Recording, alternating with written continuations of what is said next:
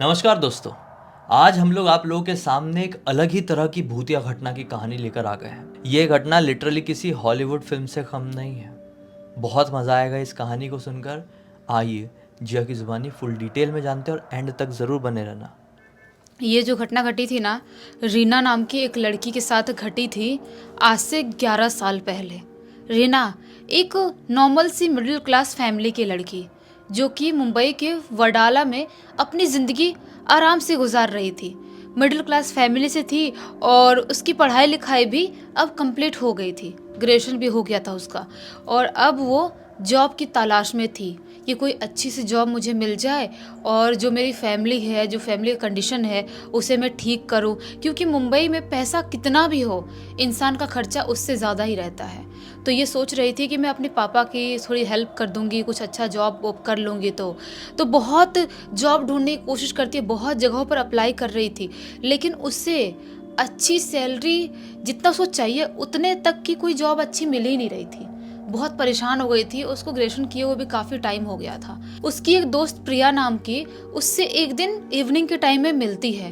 ये ऐसी मार्केट गई हुई थी रीना, तो इवनिंग के टाइम में उससे मार्केट में मिलती है और प्रिया बोलती है, ये क्या हुआ रीना, आजकल तो कुछ कर नहीं रही है, जॉब अब नहीं कर रही, तेरा तो ग्रेजुएशन भी कंप्लीट हो गया है। तो ये बोलती है प्रिया से रीना कि तू जॉब कर रही है क्या? वो बोलती है हाँ मैं तो कर रही हूँ, काफ़ी टाइम हो गया। ये बोलती है रीना कि मुझे तो कोई अच्छी जॉब मिल ही नहीं रही है, जैसी जॉब मुझे चाहिए, जितनी सैलरी मुझे चाहिए उस हिसाब से मुझे कुछ मिल नहीं रही है, मैं क्या करूँ समझ नहीं पा रही हूँ। तो प्रिया बोलती है, यार तो तू कुछ अलग ट्राई करना, कुछ अगर जॉब तेरे लायक अच्छी नहीं मिल रही, उतनी सैलरी नहीं मिल रही है, शायद तेरी डिग्री में कुछ ऐसा होगा जो उनको रिक्वायरमेंट होगी, उस हिसाब से तेरी डिग्री नहीं होगी, तो तू कुछ अलग काम कर। तो ये बोलती है, रीना कैसे अलग काम करूँ, कोई काम मिलना भी तो चाहिए ना। तो प्रिया बोलती है कि तू बेबी सीटर का काम कर सकती है। तो ये बोलती है बेबी सीटर मतलब कैसे, क्या क्या करना होता है उसमें? तो प्रिया बोलती है, तुझे सबसे पहले बता बच्चे पसंद है कि नहीं? तो रीना बोलती है, ऑब्वियस सी बात है यार, बच्चे किसको पसंद नहीं होते हैं, बच्चे सबको ही अच्छे लगते हैं, मुझे भी पसंद है। तो प्रिया बोलती है, तो फिर तो ये काम अच्छे से कर सकती है। ये बोलती, तो कहाँ से ढूंढूंगी मैं, इसके लिए भी तो ढूंढना पड़ेगा ना, मुझे कुछ पता ही नहीं, मैं कहाँ काम ढूंढूँ, कैसे करूँ, कुछ नहीं पता। तो प्रिया बोलती है, तुझे ढूंढने की ज़रूरत ही नहीं है, मेरे जो बॉस है ना, ऑफिस के बॉस, वो हम लोगों से बोले थे, वहाँ पर मैं भी थी, उनको एक बेबी सीटर चाहिए, जो बहुत टाइम से वो ढूंढ रहे हैं, उनको कोई अच्छी मिल नहीं रही है, और तू तो अच्छी लड़की भी है, अच्छी खासी दिखती भी है, तो तुझे शायद वो रख लेंगे। एक काम कर, तुझे मैं एड्रेस देती हूँ और उनका नंबर देती हूँ, तो उनसे एक बार फ़ोन में बात कर ले और उनसे मिल ले। तो ये बोलती है, हाँ हाँ ठीक है, दे दे। ये दूसरे दिन सुबह सुबह ही फ़ोन करती है, जो नंबर इसको प्रिया ने दी थी। तो फ़ोन करती है, तो वो जो आदमी का नंबर दी थी, वो आदमी इसको अपने घर बुलाता है। वो बोलता है कि आ जाओ मेरे घर, तुमसे थोड़ा देखना, बातचीत करना पड़ेगा, मिलना पड़ेगा, वैसे थोड़ी रख सकता हूँ मैं। तो रीना उसके घर जाती है, उसका घर भी वडाला में ही था, एक अच्छे से रिहायशी इलाके में, अच्छा सा सुंदर सा बंगलो था वो। वहाँ का एड्रेस उसने, उस आदमी ने भेजा था। सबसे पहली बात, ये बंगलों को बाहर से देखती तो शॉक्ड हो जाती है कि इतने बड़े बंगलों के मतलब मालिक ने, सेठ ने मुझे बुलाया है यहाँ पर काम करने के लिए। प्रिया बोल तो रही थी कि बहुत ज़्यादा बड़ा बंगलो है, सब कुछ अच्छा है, वहाँ पे बेबी सिटर जो भी काम करेंगी वो रानी की तरह रहेंगी, क्योंकि मालिक लोग तो रहते हैं नहीं घर पे ज़्यादातर टाइम। तो यार देख के तो लग रहा है कि बहुत ही आलिशान होगा। अंदर से भी एकदम एक्साइटमेंट में थी और थोड़ी नर्वस भी थी कि पता नहीं वो जो सर है, बॉस है, वो मुझे काम पे रखेगा कि नहीं। तो लेकिन वही घबराहट के साथ, एक्साइटमेंट के साथ वो घर के अंदर एंटर कर जाती है। जो गार्ड था वो इसे लेके अंदर जाता है। वहाँ पर अंदर मतलब हॉल वाले एरिया में ही जो सर थे, जो बॉस, वो बैठे हुए थे। उनके पास जाती है, उनसे बात करती है, अपना नाम बताती है सबसे पहले। तो वो आदमी बोलते हैं कि ठीक है, वो सब तो ठीक है, तुमने जो भी बताया मैंने सब सुन लिया, तुम्हारी डिग्री भी देख लिया, डिग्री का काम तो यहाँ पर है नहीं, लेकिन एक बात बताओ, तुम भूत प्रेतों को मानती हो? ये बोलती है, नहीं सर, भूत प्रेतों को क्यों मानूंगी मैं।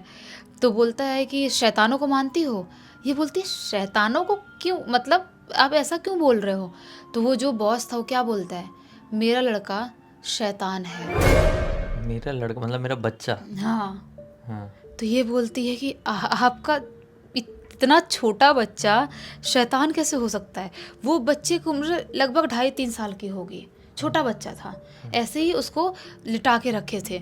बोलती है आपका बच्चा तो इतना क्यूट दिख रहा है, वो शैतान कैसे हो सकता है। तो बॉस बोलता है मेरा बेटा शैतान है, बस इतना तुम मान लो और समझ लो। अब ये सब कुछ जानने के बाद भी क्या तुम यहाँ पर काम करना चाहती हो, बच्चे को संभालना चाहती हो। तो ये बोलती है कि हाँ सर, मुझे तो बच्चे बहुत पसंद है, और बच्चे तो शैतान होते ही हैं। बच्चे कौन से शैतानी नहीं करते हैं बचपन में, मुझे कोई प्रॉब्लम नहीं है। तो बॉस बोलते हैं कि तुमसे पहले यहाँ पर कई लड़कियाँ काम करने आई हैं, लेकिन कुछ दिन के अंदर ही वो लड़कियाँ यहाँ से भाग गई हैं। ये बोलती है क्यों भाग गई हैं। तो बॉस फिर से बोलते हैं मैंने बोला ना मेरा बच्चा शैतान है, उसकी वजह से भाग गई हैं। बोलती हैं कि इस घर में कुछ प्रेत आत्माएं हैं, जो मेरा बच्चा शैतान है, भूत है, कुछ कुछ ऐसी ही बातें करती हैं और मेरे घर को ही बदनाम करती हैं और यहाँ से भाग जाती हैं। तो तुम मुझे पहले बता दो कि क्या तुम इस घर को बदनाम करना चाहती हो। अगर तुम अच्छे से रहोगी, नहीं करना चाहोगे, तो ही मैं तुम्हें काम पे रखूँगा। रीना बोलती है नहीं सर, मैं ये सब चीज़ें नहीं मानती, ये सब चीज़ें कुछ नहीं होती दुनिया में, भूत प्रेत तो मैं मानती भी नहीं हूँ, मुझे कोई दिक्कत नहीं, आप बिंदास रहो। तो सर बोलते हैं कि चलो अच्छी बात है, ठीक है, मेरी कल फ्लाइट है कनाडा की, तो मैं सुबह सुबह ही निकल जाऊंगा 8-9 बजे करीब। तो तुम उससे पहले ही घर पे आ जाना और कल से बच्चे को संभालना चालू कर दो। इस बच्चे को तुम अपने बच्चे जैसा ही संभालना, तुम्हें पैसे भी जितना चाहिए उतना दे ही रहा हूँ, और आराम से घर पे रहो, खाने पीने की किसी चीज़ की कोई कमी तो है नहीं, कुछ प्रॉब्लम होगी तो मुझे फ़ोन करना।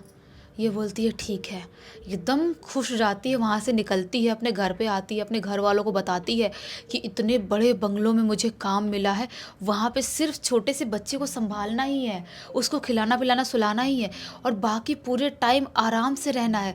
मतलब सोचो कितना मज़ा आएगा, और सैलरी भी बहुत ज़्यादा है, इतनी तो बड़े बड़े जॉब में भी नहीं मिलती है। तो घर वाले बोलते हैं कि हाँ बेटा वो तो ठीक है, लेकिन ध्यान से रहना, ऐसे बड़े घरों में थोड़ा डर रहता है, थोड़ा ध्यान से रहना। ये बोलती है हाँ हाँ आप टेंशन मत लो।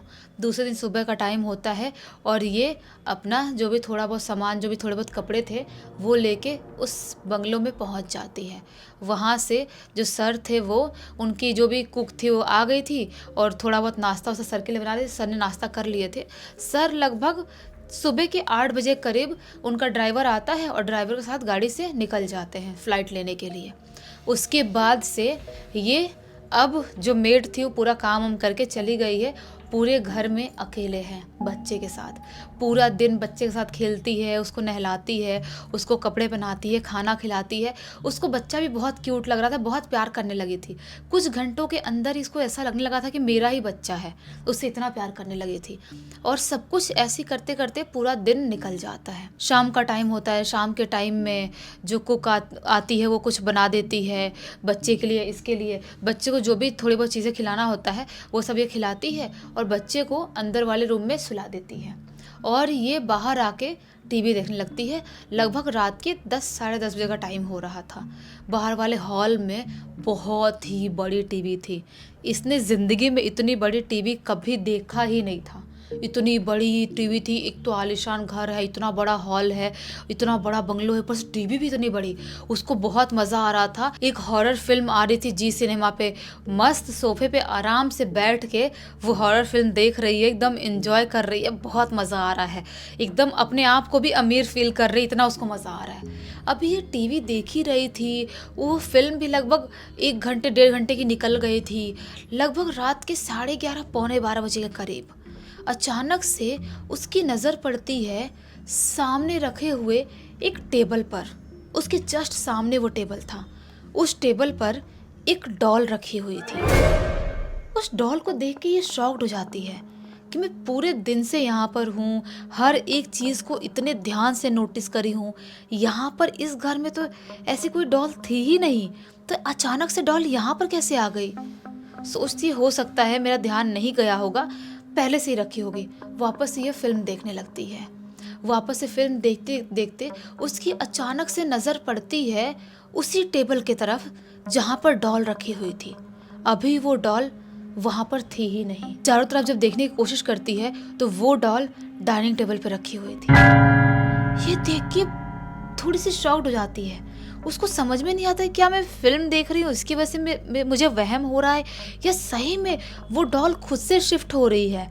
अभी टेबल पर थी, थोड़ी देर पहले टेबल से वो डाइनिंग टेबल पे कैसे पहुंच गई, ये कैसे हो सकता है। ये सारी चीज़ें सोचती है कोई बात नहीं, मेरा वहम है, वो इग्नोर करके वापस टीवी देखने लगती है।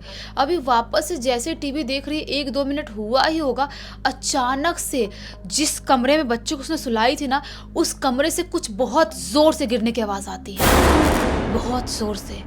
वो घबरा जाती है और भागते हुए कमरे के अंदर जाती है। कमरे के अंदर जाती है तो क्या पाती है, वहाँ पर कुछ भी नहीं गिरा हुआ है, लेकिन बच्चा जिस बेड पे सो रहा है, जिस बेड पर बच्चे को सुला के आई थी, वहीं पर बच्चे के पास ही वही डॉल ऐसे बैठ के बच्चे को देख रही है। वो जो डॉल थी ना, इतनी ज़्यादा क्रीपी दिखाई दे रही थी जिसकी कोई लिमिट नहीं है, बहुत ही ज़्यादा भयानक। उस डॉल को अचानक से देखती है कि बच्चे की तरफ बैठी हुई है, बच्चे के पास, बच्चे की तरफ देख रही है। वो ज़ोर से घबरा जाती है और बच्चे को उठा के लेके हॉल में आ जाती है। सोचने लगती है कि ये कैसे हो सकता है, ये एनाबेल टाइप की अजीब सी डरावनी सी गुड़िया हमारे घर में क्या कर रही है। और यहाँ पर इतनी, मेरे देखते से ही 3-4 जगह अपने आप कैसे चेंज कर ली इसने। इसका दिमाग काम करना पूरी तरह से बंद कर देता है। बच्चे को गोद में ले ली है, बच्चा रो रहा है और ये हॉल में बैठी हुई है। हॉल में बैठे बैठे बच्चा सो जाता है और वो भी अब सोचती है कि क्या करती हूँ, यहीं पर सोफे पे सो जाती हूँ। बच्चे को बाजू में सुला देती है, उसी सोफे पे जहाँ पे वो बैठी हुई थी, और वो बैठे बैठे ऐसे सोई हुई है। अब उसको सोए हुए 1-2 मिनट हुए ही होंगे, अचानक से बहुत ज़ोर से किसी की चीखने की आवाज़ सुनाई देती है। और जैसे ही किसी की चीखने की आवाज़ सुनाई देती है, अचानक उसकी आँख खुलती है।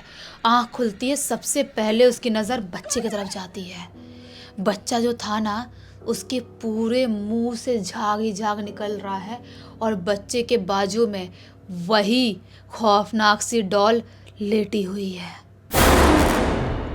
ये चीज़ देख के बहुत ज़ोर से रीना घबरा जाती है कि बच्चे के बाजू में ये डॉल वापस से कैसे आ गई। डॉल तो उस बेडरूम में थी जहाँ पे बच्चे को मैंने सुलाई थी, और बच्चे को यहाँ पे लेके आ गई। यहाँ पे वापस से डॉल कैसे आ गई, किसकी चीखने चिल्लाने की आवाज़ थी, और बच्चे को क्या हो गया, झाग वाग मुँह से क्यों निकल रहा है। वो उठाती है बच्चे को और लेके बाहर भागती है। जैसे ही बंगलों से बाहर भागती है, ज़ोर से बिजली कड़कती है और ज़ोर ज़ोर से बारिश होने लगती है। वो बहुत ज़्यादा घबरा जाती है। उसका दिमाग काम करना पूरी तरह से बंद कर दिया था कि ये सारी चीज़ें कैसे यहाँ पर हो सकती है। यानी कि जो बॉस बोल रहा था वो सही बोल रहा था। इस घर में कुछ ना कुछ है, ऐसी भूतिया चीज़ें, नेगेटिविटी है, जो बहुत सारी बाई यहाँ छोड़ के भागती हैं, और जो बेबी सिटर लोग हैं वो भी छोड़ के भाग जाती हैं और इस घर को बदनाम करती हैं। मतलब बच्चे को कुछ होना चाहिए। बच्चा अभी सांस लेना लगभग कम कर दिया है, उसके मुंह से झाग निकलने की वजह से। वो घबरा गई है, गार्ड को ढूंढने की कोशिश कर रही है, लेकिन जो गार्ड हमेशा खड़ा रहता है गेट के पास, वो गार्ड वहाँ दिखाई नहीं दे रहा है। वो भीगते हुए बच्चे को लेके घर से बाहर निकल जाती है और भागना स्टार्ट कर देती है। भागते भागते थोड़ी दूर आगे आती है तो एक चाय की टपरी लकीली खुली हुई थी। वो चाय की टपरी के पास जाती है और वो जो चाय की टपरी पर आदमी खड़ा था उससे मदद मांगने की कोशिश करती है। बोलती है, मेरी मदद करो, जल्दी से एम्बुलेंस को फ़ोन करो, बच्चे को कुछ हो जाएगा, ये बहुत बड़े आदमी का बच्चा है, मैं फंस जाऊँगी, मेरे साथ कुछ प्रॉब्लम हो जाए, जल्दी से एम्बुलेंस को फ़ोन करो। वो बोलता है चाय की टपरी वाला कि एम्बुलेंस को आने में टाइम लग जाएगा, ये रुको रुको, मैं कुछ करता हूँ। जो चाय का टपरी का बंदा था वो देखता है कि ऑटो जा रही थी सामने से, ऑटो को रुकाता है और इसको, लड़की को लेके और बच्चे को लेके वो हॉस्पिटल भागते हुए जाते हैं। हॉस्पिटल लेके जाते हैं और वहाँ पर बच्चे को जब बहुत ट्रीटमेंट होता है तो सांस आती है। डॉक्टर क्या बताते हैं, जो बच्चा है उसको कोई सदमा लग गया है, बहुत ही बुरी तरह से किसी चीज़ से वो डर गया है। अचानक से बच्चे डर जाते हैं ना, सदमा लगता है, वैसा हो गया है। आप बच्चे को अकेले मत छोड़ा करो, आप ऐसे बच्चों को अकेले नहीं छोड़ते, इसलिए उसको सदमा लगा है। आप जितना हो सके अपने साथ रखो, डॉक्टर ऐसा बोलते हैं। उसकी दवाई वाई होती है, ये सब कुछ होता है, डॉक्टर से बात होती है। उसके बाद वो जल्दी जल्दी जब बच्चा ठीक होता है तो घर आती है, और अभी गार्ड बंगलों के बाहर खड़ा था, जो गार्ड के लिए घर बना रहा था वहाँ पर। तो वो गार्ड को अंदर घर के अंदर लेके जाती है, अपना फ़ोन उठाती है और सर को फ़ोन करती है। बोलती है, सर आपके घर में ऐसा ऐसा कांड हो गया है, आपके घर में एक डॉल है जो भूतिया डॉल है, और उसकी वजह से आपके बच्चे को इतनी परेशानी सहनी पड़ी। सर बोलते हैं 1 मिनट। तुम कौन सी डॉल की बात कर रही हो? ये बोलती है सर आपके घर में वो जो अजीब सी गंदी सी दिखने वाली खौफनाक सी डॉल है उसकी बात कर रही हूँ मैं। सर बोलते हैं कि मेरे घर में कोई डॉल है ही नहीं। कैसी बात कर रही हो तुम? मुझे डॉल पसंद नहीं है, मुझे डॉल से बहुत ज़्यादा डर लगता है, इसलिए मेरे घर में एक भी डॉल्स नहीं है। तो तुम कैसे ऐसे कैसे बोल सकती हो? ये रोने लगती है, बोलती है सर मैं आपके बच्चे को कैसे कैसे बचाई हूँ और मुझे यहाँ पर बहुत ज़्यादा डर लग रहा है, मुझे कुछ समझ में नहीं आ रहा है। मैं आपके बच्चे को लेके अपने घर जा रही हूँ, जब भी आप आओगे 1-2 दिन में या जितने भी दिन में फिर मैं आ जाऊँगी, लेकिन अभी मैं इसको लेके यहाँ नहीं रह सकती। सर बोलते ऐसे कैसे तुम बच्चे को घर लेके जा सकते हो अपने? नहीं नहीं नहीं, ऐसा नहीं होगा। वो बोलती है सर आपको जो बोलना है जैसे बोलना है बोलो, बस मैं बच्चे को यहाँ लेके नहीं रह सकती, इस घर में कुछ ना कुछ गड़बड़ है। वो बच्चे को लेके अपने घर चली जाती है और सर सीधे 5-6 दिन बाद अपनी मीटिंग जो भी थी ख़त्म करके आते हैं और उसके बाद बच्चे को लेके वहाँ पर आती है उस बंगलों में सर के पास। वहाँ पर सर को बैठ के रोते हुए सारी चीज़ बता देती है। बोलती है सर मैं आपके सामने हाथ जोड़ती हूँ, पैर पड़ती हूँ, आप ये घर छोड़ दो।